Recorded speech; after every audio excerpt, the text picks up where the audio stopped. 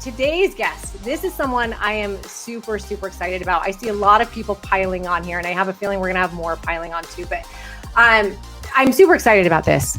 Drew Manning, not only is Drew Manning one of my best friends in the whole world, Drew, I mean that. You really are one of the best. I know you're watching this. I'm about to bring him on, and he's truly one of my favorite life mentors. He's one of my greatest confidants.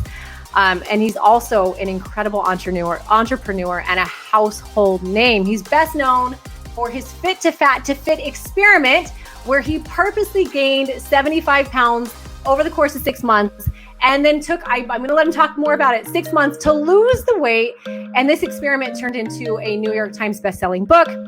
It turned into, the book is called Fit to Fat to Fit, turned into a TV show on Annie, where he took trainers through the same journey so that they would have empathy, compassion, understand the journey. And he's really, I think he's appeared on every news publication and show under the sun, sharing his journey. And I'm so excited to have him on. He's a devoted and amazing father of 2 beautiful girls. He's been through a lot, been through divorce. I mean, he's just someone, there's so much info to glean from this guy right here. Drew Manning, let me figure out, this is the first time I'm bringing somebody on.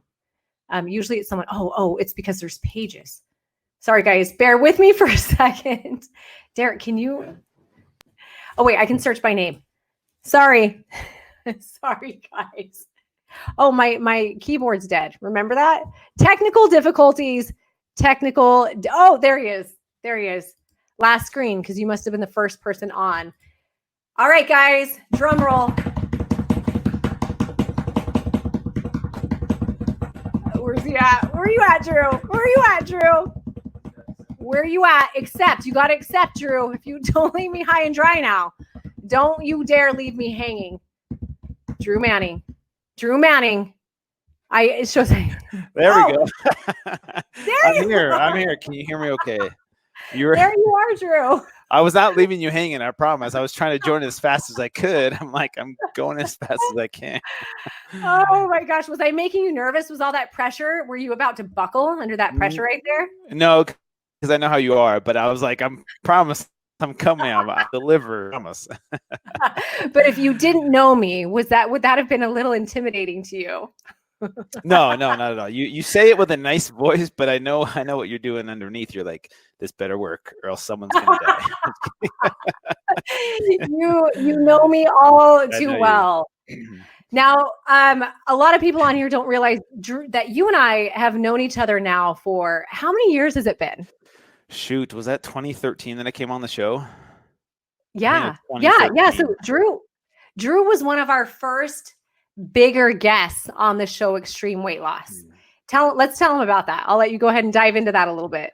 Okay, so I did Fit to Fat to Fit in 2011 to 2012, and you kind of described what that is, right? I got fat, I got fit, and that's it in a nutshell. There's a lot more to it than that, but we'll summarize it. Yeah. So anyways, fast forward a couple years. I already knew who you guys were because you had your TV show on ABC, and I'm in the fitness industry, so I was watching it, and they invited me on as a guest to season 3 episode. I don't know what episode it was, but it was with Alyssa. So anyways, the premise behind it, or what was going on in the background was, this was so funny. Poor Chris, I don't know if it was his idea or the producer's idea to challenge him to eat Alyssa's food for 24 hours to kind of show her what I think deep down he wanted to eat Alyssa's food. He's going to say it with the producers, but he'd been eating like chicken and rice for years. He was just looking for a donut. Exactly. Well, he kind of bit off more than he could chew. Is that how you say it? Yeah. So anyways, so he had to eat Alyssa's food schedule for 24 hours. And so they go to breakfast to McDonald's, have a big meal. Then a couple hours later, they go get donuts. And then a couple hours later, another fast food place. And then a couple bites in, he pukes and throws up in the bag. I don't know why he threw up in the bag. That was so gross. Because it was for dramatic effect, because the bottom of the bag would get soggy. Oh, so gross. He didn't even make it the full 24 hours, poor guy. So anyways, the next day they bring me on, and Chris introduces me to Alyssa, like, hey, there's this guy that did this for 6 months. He gained this weight and he lost it, and he has some valuable insight. So anyways, that's where they brought me on the show and met you and Chris, and super grateful for that, because that was the beginning of our friendship and our journey, and we've evolved so much since then. I was going to say, I think one of the most amazing things, and I've talked to you about this, but it's incredible for me to see the difference between who you were when I met you and who you are now. And granted, I loved who you were 7 years ago. Like, you were such a good person. You were such a joy to have on the show, our show.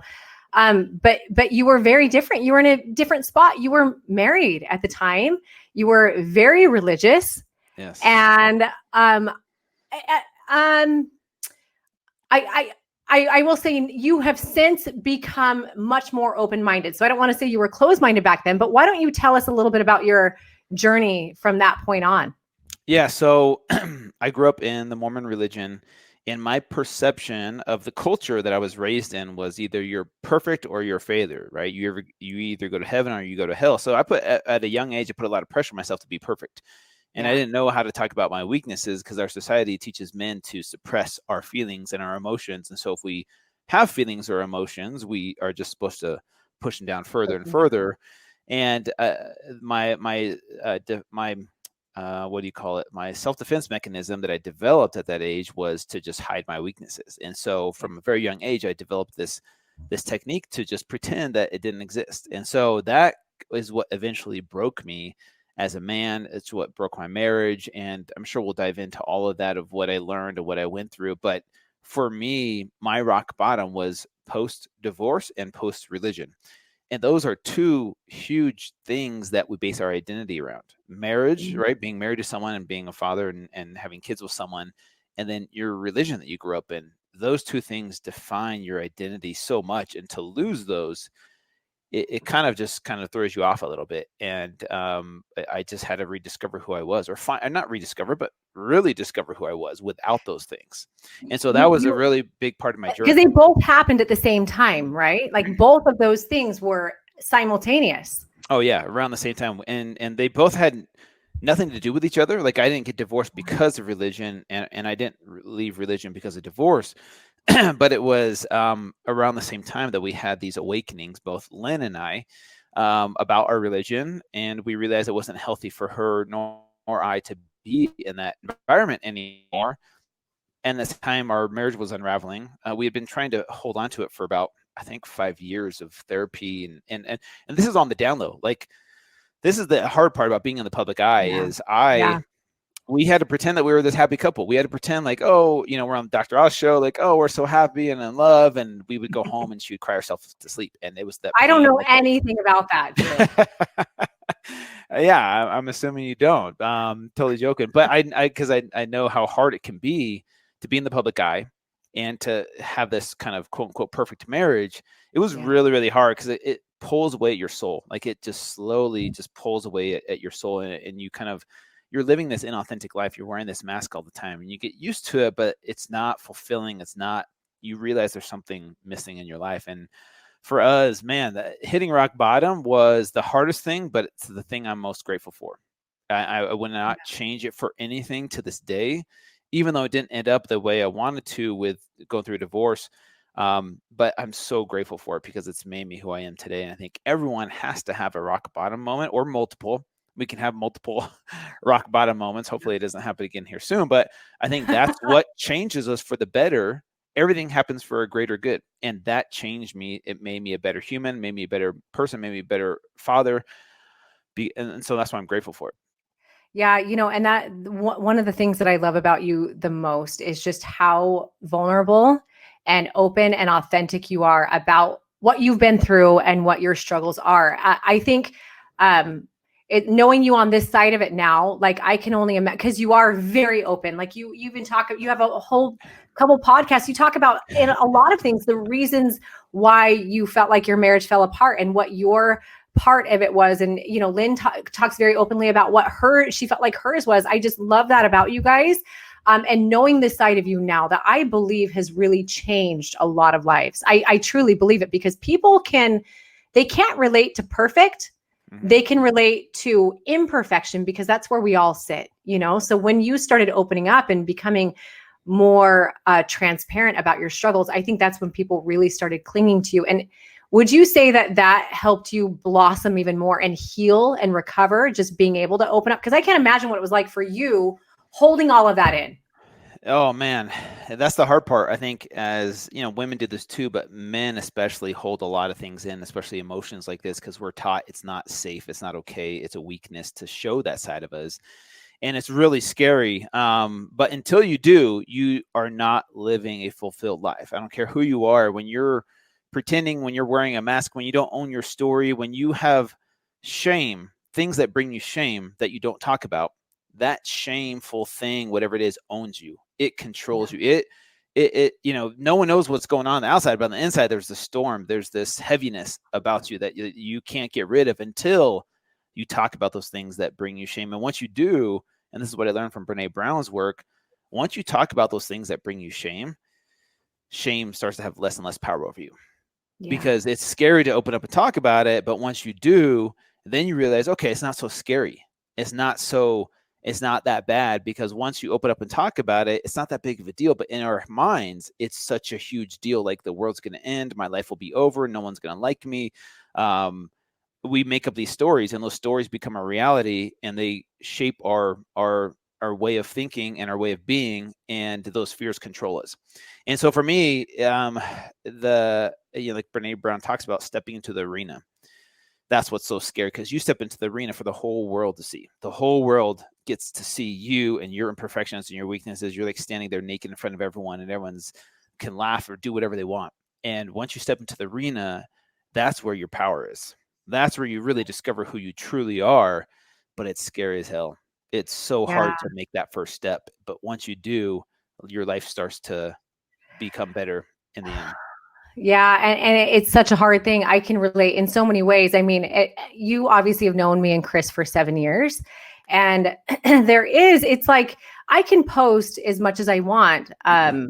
Something to the tune of, yeah, marriage isn't perfect. Marriage is hard, but people still, there's something about seeing a couple online, or a couple that they perceive as, you know, having notoriety, and you automatically think they have it all together. People tend to look inside themselves and think, oh my gosh, my life's a train wreck. If only I had what Chris and Heidi have. And Chris and I would read and be like, you don't freaking want what we have. Like, I promise you, if you actually saw what was going on behind these doors. But then at the same time, it's like, there's only so much real you can post without turning people off and pushing to the side what we're there to deliver anyway. You know, it's a fine line, sharing personal life and delivering the information. I mean, is that something that's been hard for you? Because you're known as the keto king and this fit to fat to fit guy. Have you felt like that personal life component there's been like a gray line, or like too much being shared? Yeah, there is. And Brene Brown talks about this, oversharing versus being vulnerable. And when are you oversharing,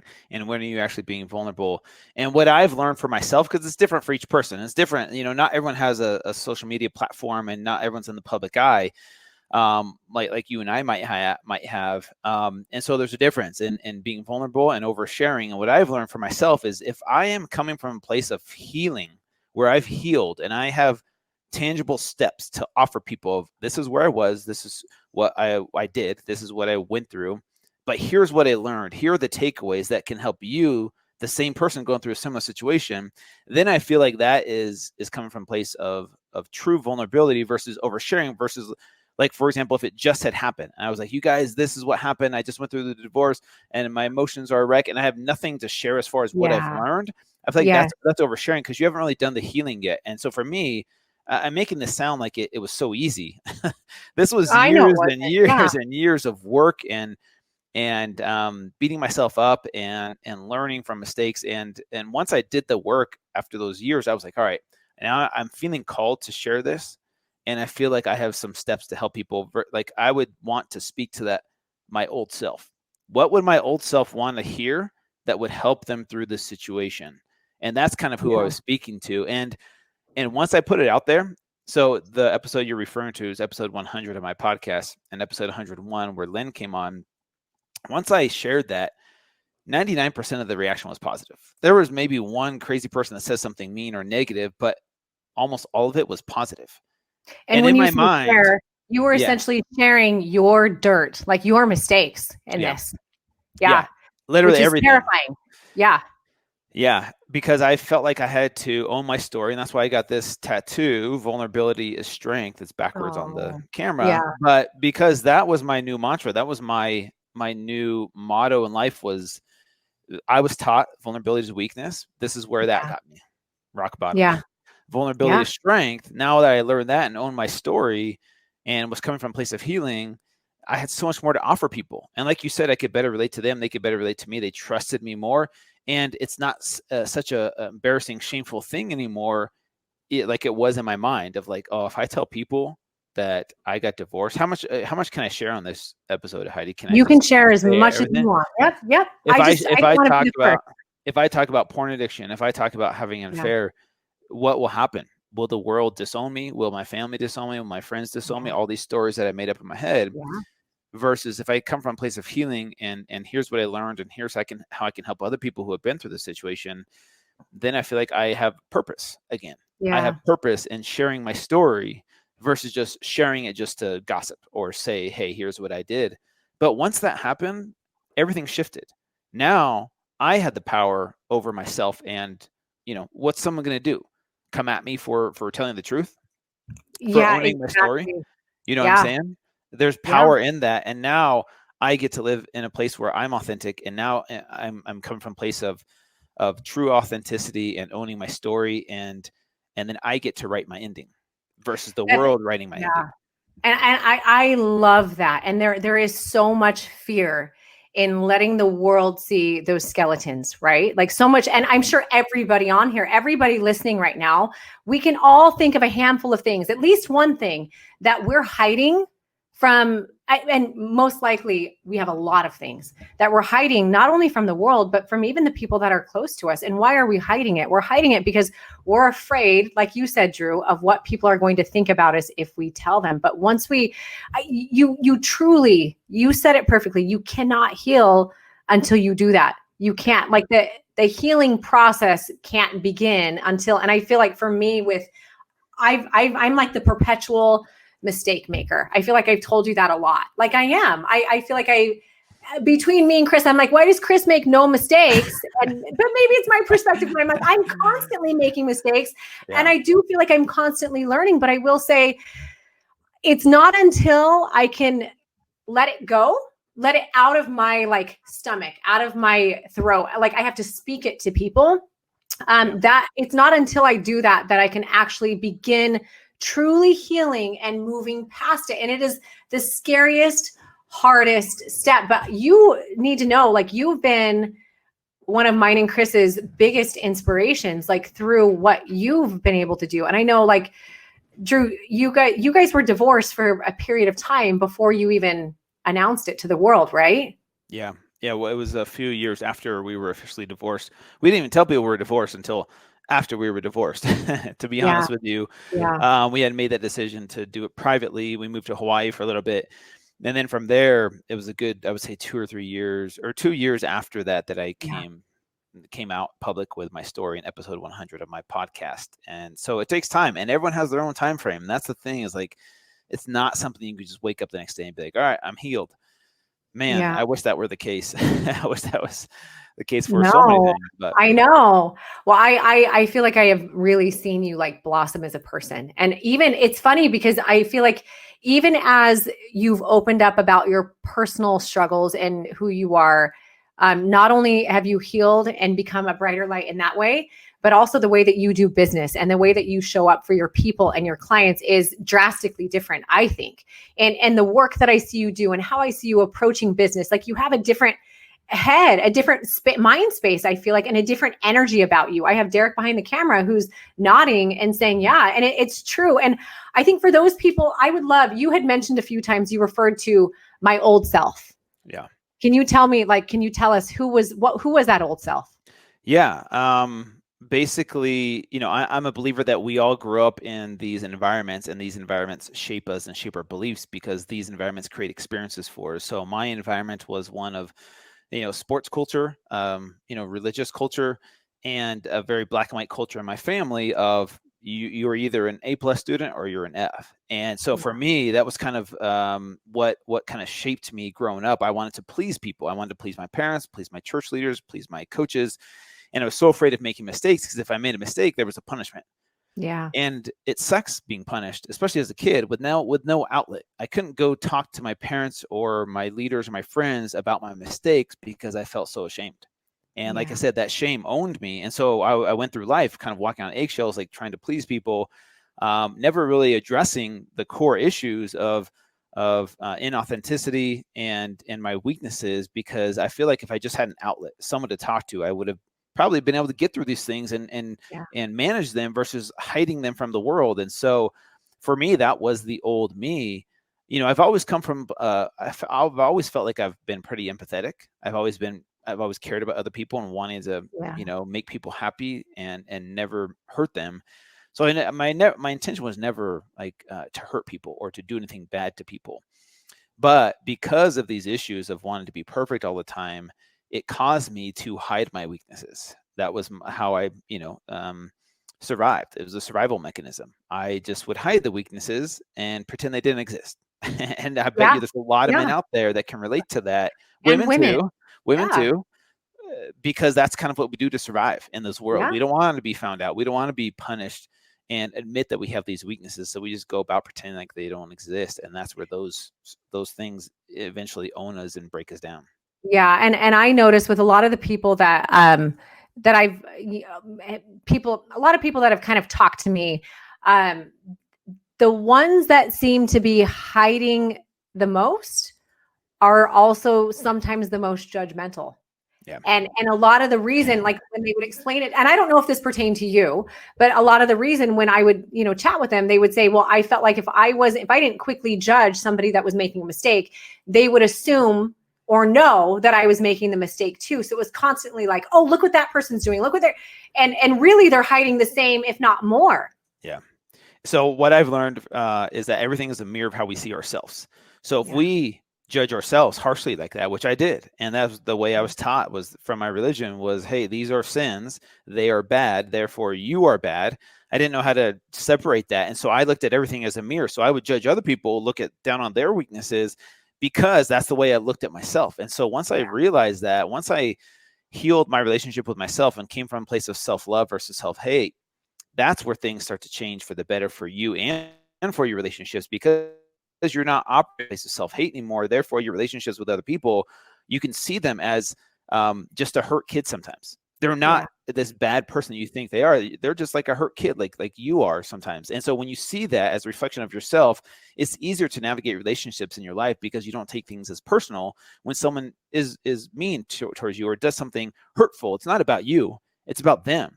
And that's, if you come from a place of self-hate, that just perpetuates itself. And unless you learn how to break that cycle, it gets passed on to the people in your inner circle, your family, your kids.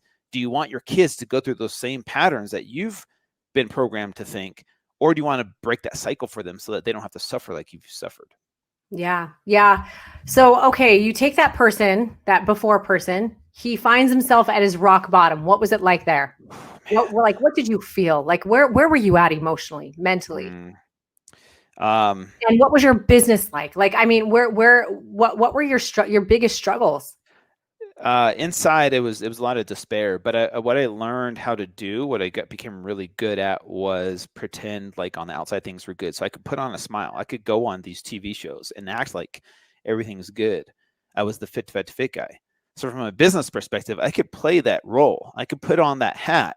Yeah. But when I went home and I was alone, or I saw Lynn crying, it was just this deep, dark hole that I felt like I was stuck in. I'm like, my life is over. I'm always going to be labeled as this. I'm always going to be labeled as this person who failed, who messed up, who, all these labels that you put on yourself when you go through that.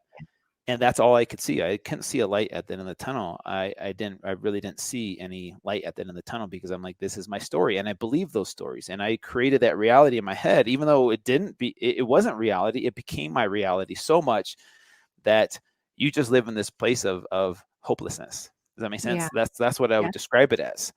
And I truly was there, even though on the outside, you don't see that. Not everyone got to see that hopelessness that I experienced. And this is the problem with embracing vulnerability as weakness.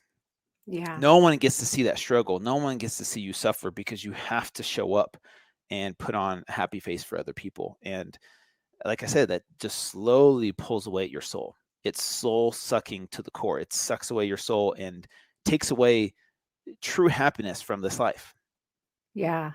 So what was the moment? Because you are in a marriage where you do that. It was easy because that's what the salted It? foam is. That's what the salted foam is. It's salted foam. They take cream, Oh, they make it into this frothy, thick oh, thing, right? And then they got some kind of sweetener in it, and then salt. So it's probably not the lowest calorie thing you could get, but it's delicious. it's not bad. It's not, and it tastes really amazing. Oh, you know what? I think you're thinking about the other one that I got. Okay, I I introduced you guys am. to I two. am. There's two. I'm so sorry. I don't even know what that one's called. It's just like a customized one that I made up. It's the Drew special. It's the Drew concoction that I took one Oh, I sip of. forgot it. That was the one we got in Denver. Okay, I'm remembering now. There's two drinks I introduced you guys to. I go through phases. Yeah, you do. You do. I love it.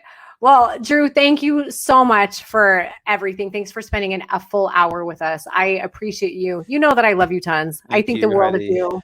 Thank And you. just, The feelings yeah, are mutual. thank you. And to everybody watching, thank you guys for being on. You guys are amazing. I love seeing your comments come through. Sorry about the technical difficulties. We are going to be sending I was paying attention, but also watching Derek's hand motions out the side. And I saw a couple comments. We're going to be sending you a playback of everything. So you'll get to see Drew cry. I think that was the filter I had on, probably. Just kidding. Oh, all right, guys. Thank you so much to everybody. And we will see you on next. I have really great guests lined up for Sunday. I don't know if we're going to be able to top you, Drew, but we'll see. I'm sure that won't be difficult. So thank you. Oh, all right, guys. Thanks to everybody. Thanks, Okay. Drew. See you guys. Bye, guys.